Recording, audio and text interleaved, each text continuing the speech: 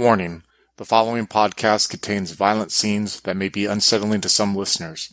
Listener discretion is advised. In the cold winter of 1989, a Sabbat pack, who has suffered an immeasurable loss, is given an ultimatum. Go to the Twin Cities in Minnesota, investigate why a deeply embedded pack has stopped reporting back, or meet their final death. This is Vampire the Masquerade, Twin Cities by Night, Sorrow, a tale of loss and regret that follows the Sabbat pack known as the Nothing. Join us with Becca playing Linda, a Milcavian anti-tribute, Craig playing Jake, a Pander, Jordan playing Abigail, a Ravenos anti-tribute, Monica playing Jenny, a Shamizi, and Slavic playing Charlie, a Bruja anti-tribute, and Chris as the storyteller. If you'd like to contact us, you can find us on Twitter at twin_cities_BTM or on Facebook and Discord as Twin Cities by Night. We hope you enjoy.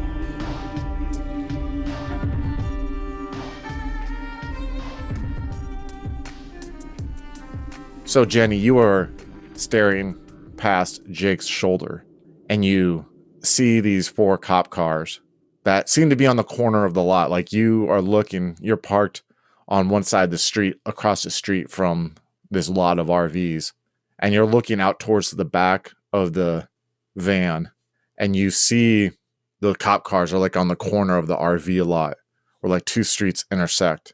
And you, as soon as you notice that, all of a sudden you hear a pop, pop, pop, pop, pop, pop, pop, pop, and you hear like what you can only imagine being gunshots, but it's not coming from where these cars are at.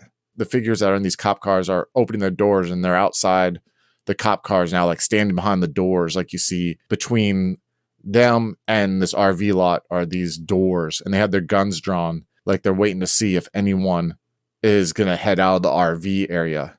Go ahead, scene's on you. Jenny hears the noise and immediately kind of grabs Jake by the back of his hair and pulls him off, since they'd been necking around. And she starts panicking immediately. Did you hear that? Look, there's all these cops. They're around. Oh my God, Abigail. Shit. Oh, fuck, we had the worst timing. Jake's kind of gonna crawl off into the other seat so they're not on top of each other and kind of peer out the window and turn his eyes of the beast on and see if he can make out what's going on. So you see with your eyes of the beast, because the cop lights aren't on. They're just, the cars are there and the headlights are on, but which is kind of odd. But they're standing there and you can see that there are 3 cars, and it looks like that there's 2 cops per car, and they're kind of facing towards the RV lot. Like you're seeing the side of the cars from where you're at. I need you to give me a self-control roll, please, Jake. Difficulty 7. I have 1 success. I was just making sure that it wasn't like a willpower roll from that other effect that's going on. No. So you are sitting there and you're looking back and you see that these cops are there. You notice, Jenny, when Jake gets another seat and he's looking back, you see him tense up for a second. Like his hands grip the seat that you're next to as you both are looking that way. Go ahead, scene's on you guys. Jake turns and faces Jenny, and his eyes are glowing red at this point, and he describes what he just saw. There's these cops are just standing outside. They're kind of close to that RV, but they're just standing there. I don't know what's going on. Do they have their guns out, or are they going to shoot? Do they? Yeah. They're like behind their cars with their guns drawn. They're like facing the RV park. It almost looks like that they are there in case someone runs out of the RV park. And it sounds like the gunshots that you guys heard are coming from within the RV park. So they're look like they're probably just covering that area to ensure that no one will run off from that area. Oh shit! The ones I see don't appear to be shooting, but they're ready for something. They're watching that area really closely. Pop, pop, pop, pop! You just hear more shots coming. And then as you guys hear the shots, you see lights coming from the front of the van. Like you guys are looking at the back of the van, and it almost looks like that there are cars that are coming up. And this time you see woo, woo, woo, woo. You hear that a little bit, and you see red and blue lights kind of illuminate the inside of the vehicle as this car is pulling up in front of you guys. We got to help them. We got to get Abigail out. We got to get Linda out. How are we going to do this? Please step out of the vehicle. You hear over the intercom. Please step out of the vehicle with your hands up. Fuck, Jay. Fuck. And you see 2 more vehicles pull up next to it, and you see doors opening up. Gotta get them out of there. Please step out of the vehicle with your hands up. This is your final warning. I'll distract them. You go get up front if you can. Distract them how, Jake? What are you going to do? Don't do something stupid. This is your final warning. Both of you step out of the vehicle with their hands up. This is your final warning. I look back at Jenny. I'll be fine. I can take this. And Jake kind of like puts his hands up and starts like reaching to open the door and slowly let himself out. And then he kind of looks back at Jenny and gives her a nod. And we'll cut to Linda and Abigail. Linda and Abigail, the second round of bullets volley into the trailer. And you see Mark is ducking down. You're all like in the kitchen area. And Mark looks at the map that you just handed you. He's like, give that back to me. And he grabs the map and he hands it to Benjamin. He's like, you find her. You make sure you fucking find her. And Benjamin's like, what do you mean? What are you talking about, Mark? He's like, get out of here. My time's done. And he's like, no, you gotta come. No, I'm not leaving with it. Get the fuck out of here right now, Benjamin. You see Mark is like pushing a refrigerator. You guys are like kind of like down on your knees, like in this kitchen area, like to where the shots won't come hopefully hit you. And as he's pushing this like cheap refrigerator away from the wall, you see rounds, bullets hitting the refrigerator, like the upper parts, like one of those old white refrigerators that have like the lower part where the fridge is and the top part where the freezer. And you see bullets are kind of hitting there, and you see him like pushing this by himself, pushing this fridge. It looks effortlessly when he's doing it. And you see behind the fridge there's like this cutout that's like in the trailer there, and you see like it's enough to crawl through, and he's like, go, and you see him like motioning for you two to go, and then he looks at Benjamin. He's like, go, brother. And you just see him like push. You hear like behind you, I assume you guys are you guys leaving the trailer at this point, crawling through that little crawl hole there behind the fridge? I think Abigail will reach out to Linda and indeed start crawling that way as soon as possible. Yeah, it won't take much encouragement. Linda's freaked out by this. Like, she's actually in the present moment for once. And when you turn around, Abigail, to make sure Linda's following you, you see Benjamin kind of starting to crouch down, like he's going to follow Linda. And you see Mark, who's still on his knees, and he's in this kitchen area. And you see there's like this little cheap RV counter that they have in those RVs. And underneath it, there's like little cabinets where you can store stuff. And you see him open up these cabinets, and you look and you're like, oh shit. And it looks like he has like gasoline tanks of some sort that are underneath there. And you see it looks like that they're all wired. And you see like all these like thick green and like red wirings that are like going on underneath there. And you see him, he like pulls out this like little, you have no idea what it is, but it looks like a little switch contraption. And you hear him go, Benjamin, go. And you just see him like pushing Benjamin with one hand. And Benjamin just is like pushing you, Linda. Linda, you're kind of like going forward. And you guys fall like 2 feet into like a snowbank. You know, that a snowbank that's like right on the other side of the trailer. And you feel the snow is starting to come down right now. You realize that's snowing a little thicker than it was snowing when you guys first entered into there. And you feel Benjamin is like, he's getting up out the snow drift. And you feel like the snow getting into your socks and kind of like getting underneath your shirt a little bit, like on that waistline where normally if you're immortal, there's so much heat there that the cold would like kind of shock you a little bit. But right now you find that it doesn't really bother you as much as it used to did when you were alive. And you see like Benjamin's like grabbing the back of both of you, and he's like trying to force you forward to start running. What are you guys doing? Abigail takes off. She doesn't need much encouragement either. Are you following Linda, I assume? Yeah, Abigail will bolt in whatever direction, and Linda's like high alert but doesn't know what to do, so she's just on the heels of Abigail.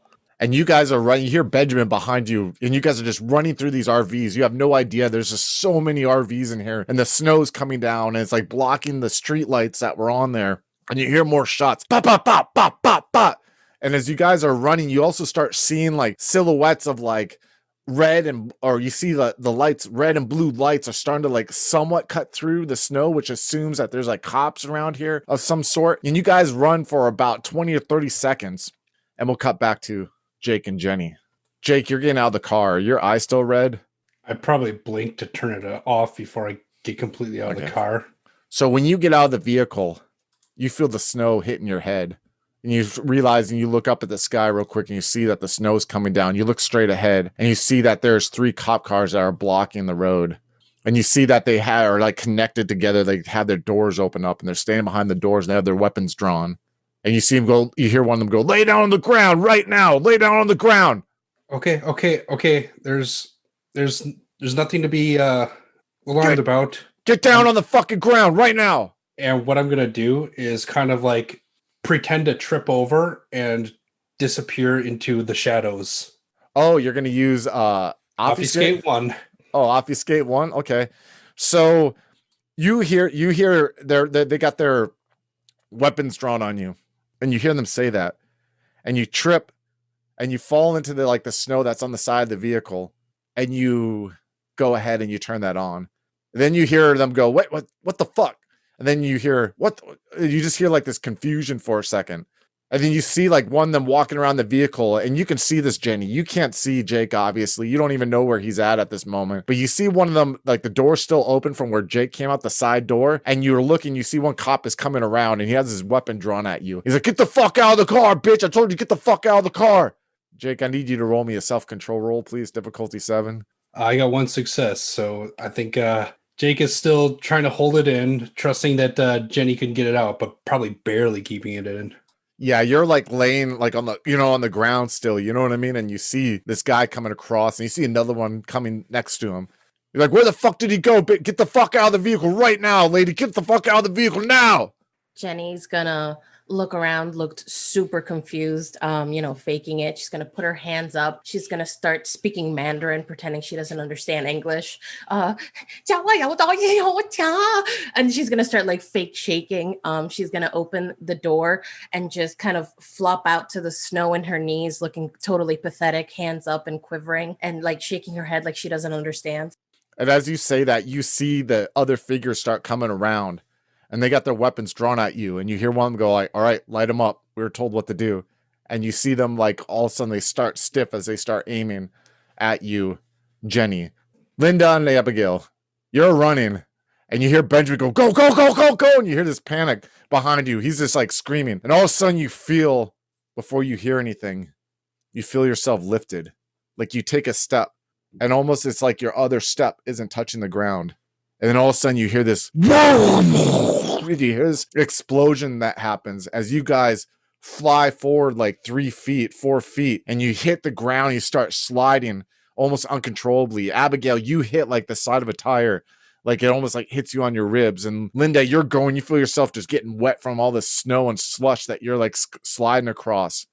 And you look behind you and you see like this huge flame that seems to be coming. It looks like it's about like 12, 15 feet high, and you hear like metal that's like kind of falling around you, like on top of these RVs. I need you both to give me a courage roll, please. We'll do difficulty 7. A courage, difficulty 7, please. I got 2 successes. Awesome. What did you get, Linda? Oh, I'm just trying to consider, is this something that I would spend willpower on / could I? I'll let you spend a willpower point. So go ahead and roll. If you want to use a willpower, you can. It's your call. Well, with the willpower, it would be 1 success. That's good. Because you guys both look back and you feel this fear instinctually hit you for a second as you both are like facing this fire that seems to be coming from like 5 trailers away. It looks like you ran like quite a distance. Jake and Jenny, you're on the ground and you see these cops are aiming at you for a second. And all of a sudden you just behind them, you see this, you hear this explosion that happens. And all of a sudden you see that there's like this bright fly, like illuminates. You see almost like the fire itself accentuates the snowflakes that are currently falling right now. It like almost comes up and it gives you this weird dizzying feeling when you see all these snowflakes coming, but you see this huge fire that's coming behind. When I say huge, it's like 15 feet tall, but it's definitely instantaneous when that happened. I need you both to roll me a Rasharek roll, please. This time I'm going to let you guys do difficulty 6, which is a courage roll. Difficulty 6, please, since you're not as close. 1 success for Jake. Yeah, I got 1 success. So you see this bonfire like just coming from the middle of this RV park. But it's like, it's not continuous. You know what I mean? You see these flames come up and then you see it start dying down. And you see the cops that were in front of you that were about to like, you think shoot you. You see them all like turn around. They're like, what the fuck? And you see them like radio squawk going over there. They have these cops, as you're finally able to kind of clearly make them out. You see they have like a dark blue navy pants on and like light blue shirts, tucked in with like the black like leather belt. And they have like on their little shoulder clip, they have like a walkie talkie thing. You see that squawking, you see talking all going across it as they're looking away from you all. What are you guys doing right now? I think as some of the cops turn around to try to avoid the flame. They look and they see Jake standing there with glowing red eyes and, yes, I'm going to spend the blood for the claws. And he's looking incredibly menacing. And you, Jenny? I would even say you have the opportunity to attack them with their backs turned. Like they're so caught off guard by this explosion right now that if you wanted to. That's the idea. Okay. What about you, Jenny? I'm trying to think because Jenny has max dexterity. She's extremely athletic and she's quick-witted mentally. So Jenny is really good for running, but she's just not going to leave Jake. There's no way. And her disciplines that can help her right now are basically vicissitude and or auspex. So I don't know how fast she can craft someone if she's at level 2 vicissitude, but Jenny would be very tempted to like craft someone's hand off the gun and just trip them down. She's very fast and, skinny. So I will let you guys do this with them turned around. I will let you can take out one that is turned around and looking away. And Jenny, I will let you fleshcraft. Now, how do you want to fleshcraft the person? I figure she's on her knees and there's the guy aiming the gun at her. But they turned around, just so you know, they're looking away. Like when that explosion happened, what I'm trying to say is like they turned. So their guns aren't quite pointing at you, because their bodies are kind of turning. I just want to let you know that, So. Yeah. So I'm figuring since she's on her knees with her hands up, Jenny would stand and kind of pounce on his back, reach around him, and then take his wrist and craft like basically the palms of his hands together so that there's no way he can hold that gun. Oh, dude, that's so fucking metal, dude. You know what I mean? It's so fucking metal. So you both see these figures turn around, all 6 of them, like looking in that direction. And you see like the flame is starting to die down. And before they can turn them, like even look back, Jake, you launch forward. And Jenny, you're caught off guard because you don't see Jake. You didn't see him until now. You see him launch forward, like, and as if he was next to you this whole time. And you see from his fingers, or like looks like his nails got like about 3 feet long, but they look thick and yellowish. And you see him like roar as he leaps forward, and he takes his hand like around one of their necks and just like rips the neck out from the person. You see blood just start splattering.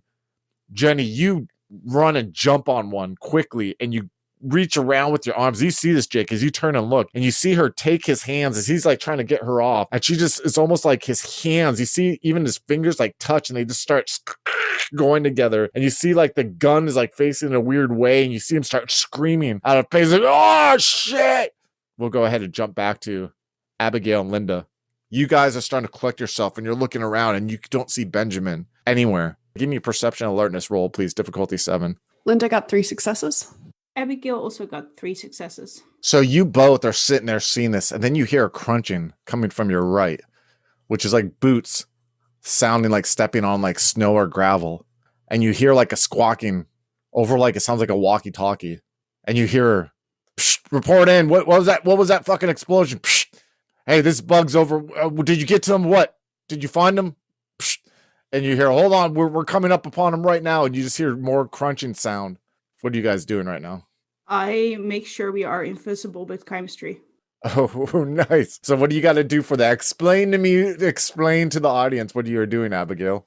So as soon as I even remotely have a vision on this guy, I make sure that we have the benefit of not breathing, so I don't have to alter sound, but I can make sure that he sees a motionless illusion that can affect any of the 5 senses, in this case sight, and I'll just hold Linda still and make it an illusion in which there is just a heap of snow there.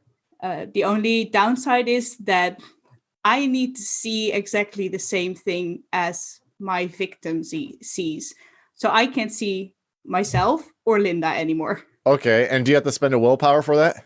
All right, what's your willpower at right now? I have 1 willpower left. Oh, fuck. Oh, shit. Damn. Okay. Now, would Linda see this too and she wouldn't see you? I think I'll exclude Linda from this illusion so she won't see it. I just hope that she understands that when I hold her hand very firmly, that means don't move in this case. Yeah. Okay. So you see that these people are coming from what you imagine the opposite end of the direction of the fire of the shots that came from. So you were in this trailer, shots were coming from one direction, the opposite direction you guys were at. You came out that fridge and you were running a certain way. So it seems like these people are almost trying to like cut off, or you might be starting to be surrounded by people that are hunting for you right now. And you see Linda and Abigail, you see walking in front of you. It looks like there's like 4 cops, but you're looking at their faces. Like you see their uniform, but you're looking at their faces, and their faces don't seem as clean cut as normally cops do. Like you're noticing that like one has like this weird like his mustache is really like messed up and not manicured and trimmed or whatever, but it's like a looks like a biker kind of mustache. And you see that there's like other people walking along. You see breath coming out of their mouth, so you assume that they're mortals. And there's like 3 of them that are walking, and it almost looks as though like these are people who are dressing up like cops but aren't really cops. You know, maybe that they're just trying to play the role of cops or looking like them at this time. And you see like they're walking. One has a shotgun, and you see like the other 2 have like pistols drawn. They look like that they are definitely not like military grade or not police issued pistols right now. And you see them just like they have flashlights and they're looking around, and you see them stop, and you see one grab like this walkie-talkie thing from a clip that he has. He's like, I don't know. I don't see anyone out here yet. And he's like, God damn it, keep fucking looking around. You hear me? And you just hear the voice. He's like, yeah, Roger. And you see him just like keep walking, and they walk past you right now. And they go towards like, and you're seeing where they're going towards right now, and you realize that they might be going back towards the trailer. Go ahead, scenes on you guys. Linda can feel the urgency of Abigail holding on to her, and she just completely freezes and it's just waiting for Abigail to make her move. She doesn't know what she's going to do, but she trusts Abigail to pounce when the time is right. I think if they are moving away from where we are, right? So yeah, okay.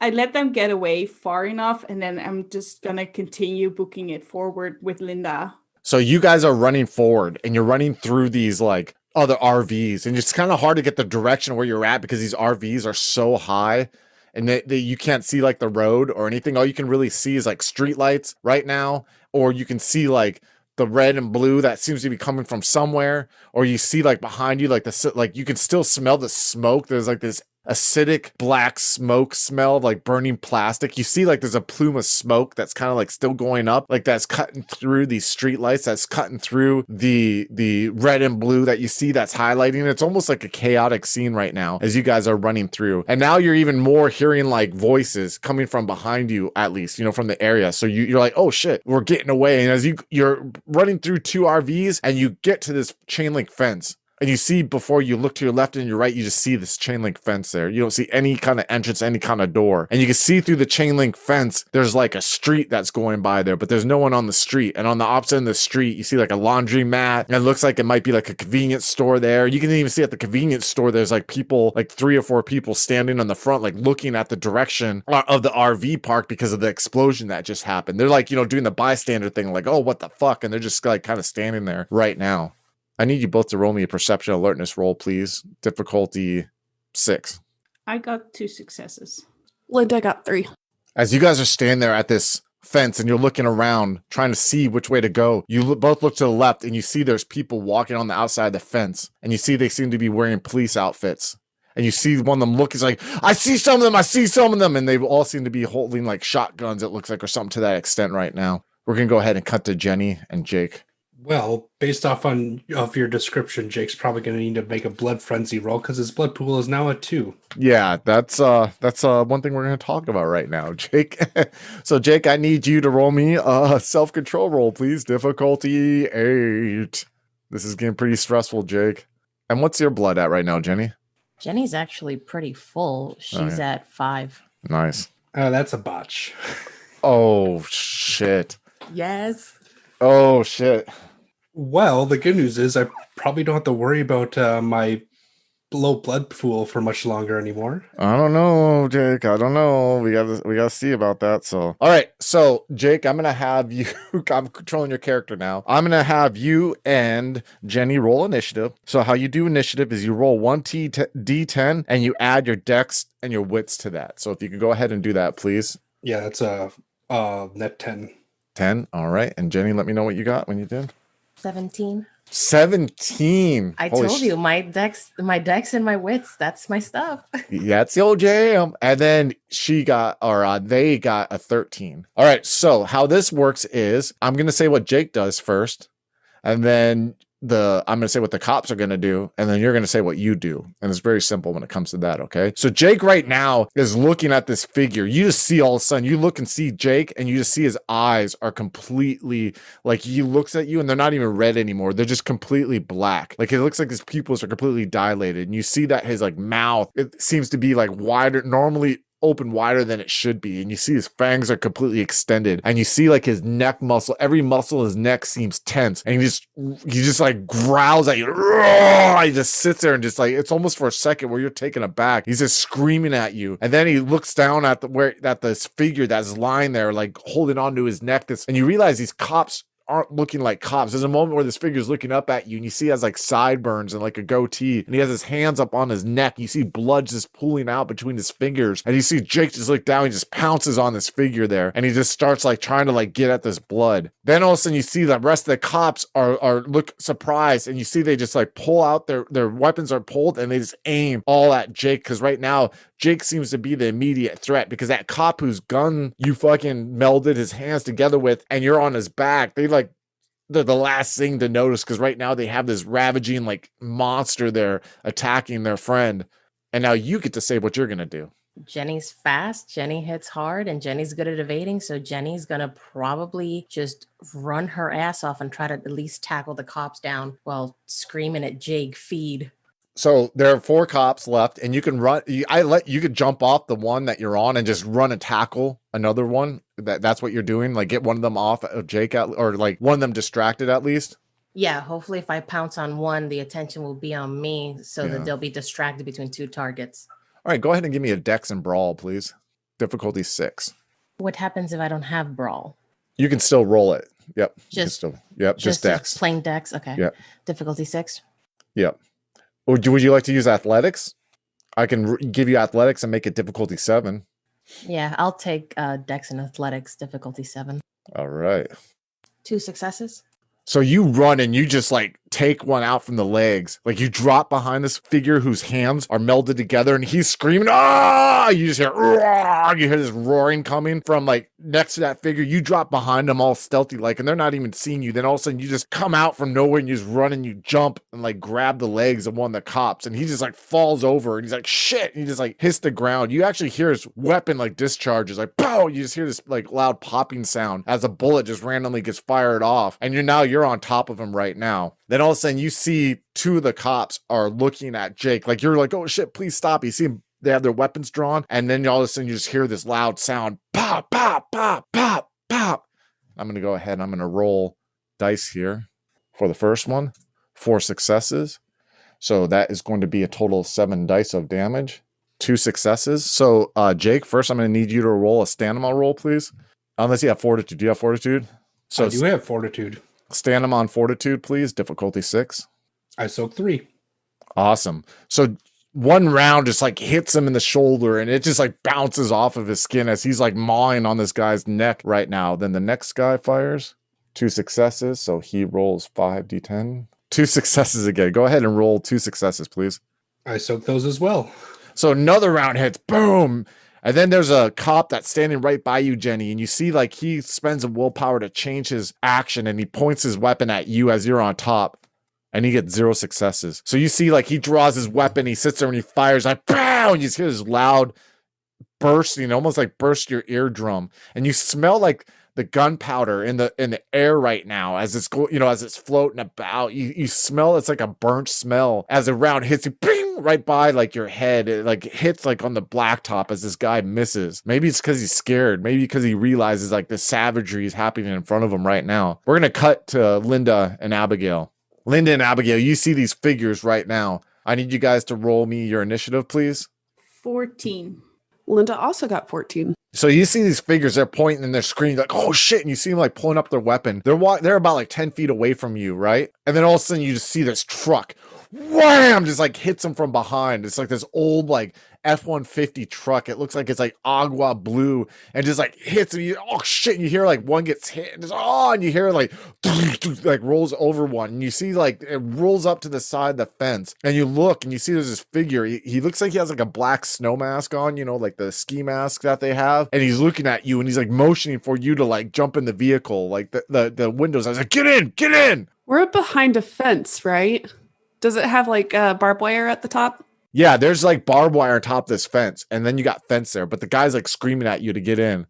So I think Abigail scales the chain fence. Are we on the same side as Jenny and Jake? No, right? No, you think you might be on the opposite side. Yeah, okay. Then yeah, I get it too then.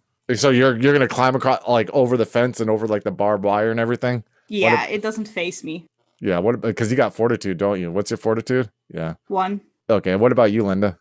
She sees Abigail climbing the fence and is hesitant for a moment, but all the like higher thought processes in her brain are kind of turned off at the moment. So she takes a moment and then she starts doing it as well. She's definitely going to get scratched up. And I imagine that her white skirts and shirt and stuff is going to get all torn up because of the barbed wire at the top. Yeah, you both start like climbing this fence and you get to the barbed wire and you just feel like reaching into your clothing and tearing it. You feel like hitting your neck and your hands. Also, you both get like 2 lethal damage. You can go ahead and roll the soak. So that's stamina plus fortitude, or stamina if you don't have fortitude. Abigail got 3 successes.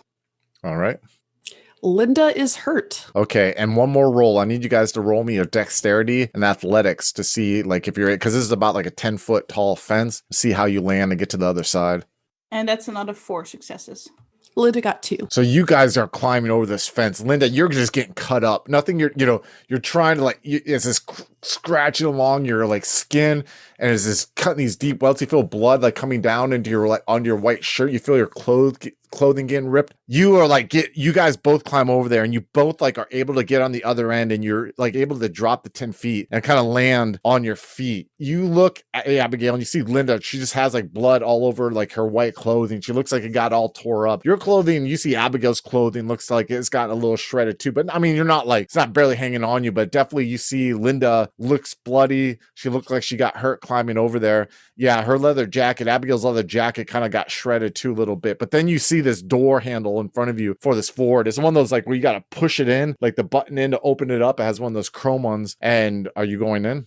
Yep. All right. So you guys get in the vehicle and you hear it peel out. We'll cut back to Jake and Jenny. So Jake's soaking all those bullet wounds is probably just still feeding, just ignoring all the other cops. Yeah, that's all I was going to have. So you got 3 blood pool points you can add to your blood. Jenny, you're on top of this figure right now. The one just tried shooting at you and 2 just tried shooting at Jake. And you see like the rounds hit Jake, but it looked like they did no damage. He's just feeding. You just hear like the slurping sound coming from him as he's drinking. What are you doing right now? Jenny is kind of darting her eyes between the cop in front of her that shot and missed, and then the cops that are aiming for Jake. So the cop that she pounced on and is on the floor, he lost his gun. Jenny's going to try to get that gun and just take the butt end of the gun and hit the cop in front of her to try to then have 2 cops down, take their weapons and run towards Jake so they're unarmed. So you're saying you're taking the gun from the one that you tackled and you're going to take it and try to throw it and hit the one that just tried to shoot at you in the head with it? Just kind of pistol whip him, you know? Oh, like get up and pistol whip him? Like, okay. Fuck his day. Fuck his day up, dude. All right. So that one's going to be dexterity and melee roll, please. Difficulty 6. I do have 1 melee. So you said dexterity and melee difficulty 6? Yes. Yep. And your dexterity is already at 5, right? You're damn right. All right. I was going to say you could spill in blood to bump it, but it's already maxed out right now. So, all right. Sorry, Mr. Cop. We just got 4 successes.